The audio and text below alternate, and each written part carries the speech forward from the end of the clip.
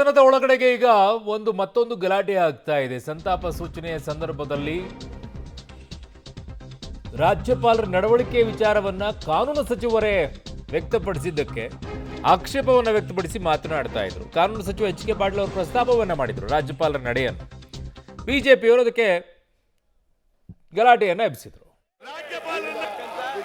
ಕಾನೂನಿದೆ, ನಮ್ಮ ಇತ್ತೀಚಿನ ಕ್ರಿಮಿನಲ್ ಲಾನೊಳಗೂ ಸಹಿತ ನ್ಯಾಷನಲ್ ಆಂಥಮ್ಗೆ ಹೇಗೆ ಗೌರವಿಸಬೇಕಿದೆ ಇದೆಲ್ಲ ಇರುವಂಥ ಈ ಸಂದರ್ಭದೊಳಗೆ ರಾಷ್ಟ್ರಗೀತೆಗೆ ಅವಮಾನ ಮಾಡಿರ್ತಕ್ಕಂಥ ರಾಜ್ಯಪಾಲರಿಗೆ ನಾ ಈ ಸಂದರ್ಭದಲ್ಲಿ ಸದನದ ಮೂಲಕ ವಿನಂತಿ ಮಾಡ್ತೀನಿ. ಇತ್ತೀಚಿನ ಕ್ರಿಮಿನಲ್ ಲಾನೊಳಗೂ ಸಹಿತ ನ್ಯಾಷನಲ್ ಆಂಥಮ್ಗೆ ಹೇಗೆ ಗೌರವಿಸಬೇಕಿದೆ ಇದೆಲ್ಲ ಇರುವಂಥ ಈ ಸಂದರ್ಭದೊಳಗೆ ರಾಷ್ಟ್ರಗೀತೆಗೆ ಅವಮಾನ ಮಾಡಿರ್ತಕ್ಕಂಥ ರಾಜ್ಯಪಾಲರಿಗೆ ನಾ ಈ ಸಂದರ್ಭದಲ್ಲಿ ಸದನದ ಮೂಲಕ ವಿನಂತಿ ಮಾಡ್ತೀನಿ.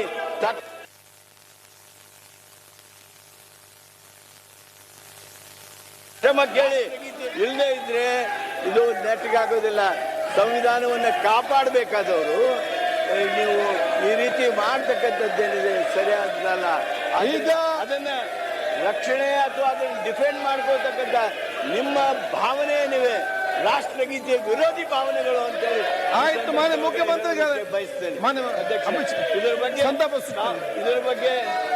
ಇದ್ರ ಬಗ್ಗೆ ತಾವು ಒಂದು ವಿಶೇಷವಾಗಿರ್ತಕ್ಕಂಥ ತಮ್ಮ ನಿರ್ಣಯವನ್ನ ಕೊಡಬೇಕಾಗ್ತದೆ. ಅದನ್ನು ಕೊಡಬೇಕು ಅಂತ ಹೇಳಿ ನಾನು ನಿಮ್ಮಲ್ಲಿ ಅರಿಕೆ ಮಾಡ್ಕೊತೀನಿ. ಮಾನ್ಯ ಮುಖ್ಯಮಂತ್ರಿ ಸಂತಾಪ. ಕಾನೂನು ಸಚಿವ ಎಚ್ ಕೆ ಪಾಟೀಲ್ ಅವರು ಪ್ರಸ್ತಾಪ ಮಾಡಿ ಮಾತನಾಡ್ತಾ ಇದ್ರು. ಇದ್ರ ಮೇಲೆ ಒಂದು ಕ್ರಮ ತೆಗೆದುಕೊಳ್ಬೇಕು ಅಂತ ಹೇಳಿ ನ್ಯಾಷನಲ್ ಆಂಥಮ್ ವಿಚಾರದಲ್ಲೂ ಹೇಳ್ತಾ ಇದ್ರು. ಅವರು ರಾಷ್ಟ್ರಗೀತೆಗೆ ಅಗೌರವವನ್ನು ತೋರಿಸಿದ್ದಾರೆ ಅಂತ ಹೇಳಿ. ಅಂದರೆ ಅದು ಮುಗಿದ ತಕ್ಷಣ ರಾಷ್ಟ್ರಗೀತೆ ಹಾಡಬೇಕಾಗಿತ್ತ ಅಲ್ಲಿ ಅಂತ, ಅದಕ್ಕೂ ಅಗೌರವವನ್ನು ತೋರಿಸಿದ್ದಾರೆ ಅನ್ನುವಂಥದ್ದನ್ನು ಮಾನ್ಯ ಕಾನೂನು ಮಂತ್ರಿಗಳ ಧ್ವನಿ ಎತ್ತಾ ಇದ್ರು. ಗೊತ್ತಿಲ್ಲ ಆ ವಿಚಾರದಲ್ಲಿ ಏನಾಗಿದೆ ಅಲ್ಲಿ ಬೆಳವಣಿಗೆ ಅಂತೇಳಿ. ದ ಪಾಯಿಂಟ್ ಅದು ಇದ್ರೆ ರೈಸ್ ಮಾಡಲೇಬೇಕಾಗತ್ತೆ.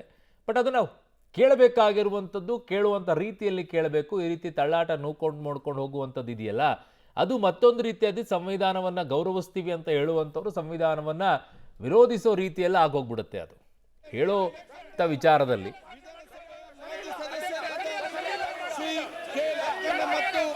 ವಿಶ್ವವಿಖ್ಯಾತ ಪರಿಸರ ವಿಜ್ಞಾನಿ ಪ್ರೊಫೆಸರ್ ಮಾಧವ್ ಗಡ್ಗಿಲ್ ಅವರುಗಳು ನಿಧನ ಹೊಂದಿರುವುದನ್ನು ಈ ಸದನಕ್ಕೆ ಅತ್ಯಂತ ವಿಷಾದದಿಂದ ತಿಳಿಯಪಡಿಸುತ್ತೇನೆ.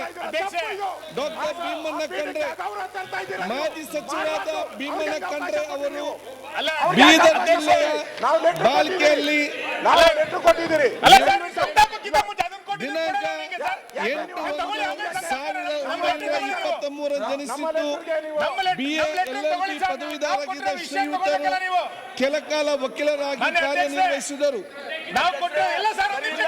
ಶಾಂತಿವರ್ಧಕ ಶಿಕ್ಷಣ ಸಂಸ್ಥೆ ಸ್ಥಾಪಿಸುವ ಮೂಲಕ ಗಡಿಭಾಗದ ಮಕ್ಕಳ ಶೈಕ್ಷಣಿಕ ಪ್ರಗತಿಗೆ ನಾಂದಿ ಹಾಡಿದ ಶ್ರೀಯುತರು ನೂತನ ಅನುಭವ ಮಂಟಪ ನಿರ್ಮಾಣ ಕಾರ್ಯದಲ್ಲಿ ತಮ್ಮನ್ನು ತೊಡಗಿಸಿಕೊಂಡು ಸ್ವತಃ ಕಲ್ಲು ಮಣ್ಣು ಹೊತ್ತು ಕಟ್ಟಡ ಕಾಮಗಾರಿಯನ್ನು ಪೂರ್ಣಗೊಳಿಸಿ ಸಹಕರಿಸಿದರು. ಬೀದರ್ನಲ್ಲಿ ನೆನೆಗುದ್ದಿಗೆ ಬಿದ್ದಿದ್ದ ಬೀದರ್ ಸಕ್ಕರೆ ಕಾರ್ಖಾನೆ ಮತ್ತು ಮಹಾತ್ಮ ಗಾಂಧಿ ಸಕ್ಕರೆ ಕಾರ್ಖಾನೆಯನ್ನು ಆರಂಭಿಸುವ ಮೂಲಕ ರೈತರಿಗೆ ನೆರವು ನೀಡಿದರು. 1946-47 ಅವಧಿಯಲ್ಲಿ ಸ್ವಾತಂತ್ರ್ಯ ಹೋರಾಟಕ್ಕೆ ಧುಮುಕಿದ ಶ್ರೀಯುತರು ನಂತರ ದಿನಗಳಲ್ಲಿ ಹೈದರಾಬಾದ್ ಕರ್ನಾಟಕ ವಿಮೋಚನೆಗಾಗಿ ನಿಜಾಮನ ಆಡಳಿತ ವ್ಯವಸ್ಥೆ ವಿರುದ್ಧ ಚಳವಳಿ ನಡೆಸಿ ಅಖಂಡ ಕರ್ನಾಟಕ ಉಳಿಯುವಲ್ಲಿ ಮಹತ್ತರ ಪಾತ್ರ ವಹಿಸುವ ಮೂಲಕ ಕರ್ನಾಟಕ ಏಕೀಕರಣ ರೂಪಿಸಿದೆ.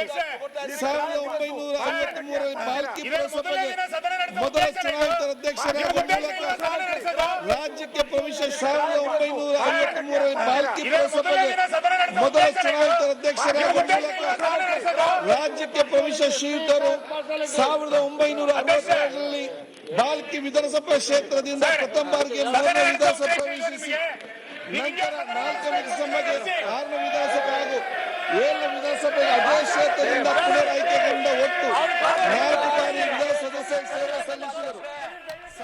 ಅದು ಯಾಕ್ರಿ ಕಾಟಾಚಾರಕ್ಕೆ ಸಂತಾಪವನ್ನ ಸೂಚಿಸೋ ಕೆಲಸ ಮಾಡ್ತೀರಾ? ಫಾರ್ಮ್ಯಾಲಿಟೀಸ್ ಅನ್ನ ಮಾಡಕ್ಕೆ ಪಾಪ ಅವರಿಗೆ ಯಾಕೆ ಅಗೌರವವನ್ನು ತೋರಿಸ್ತೀರಾ?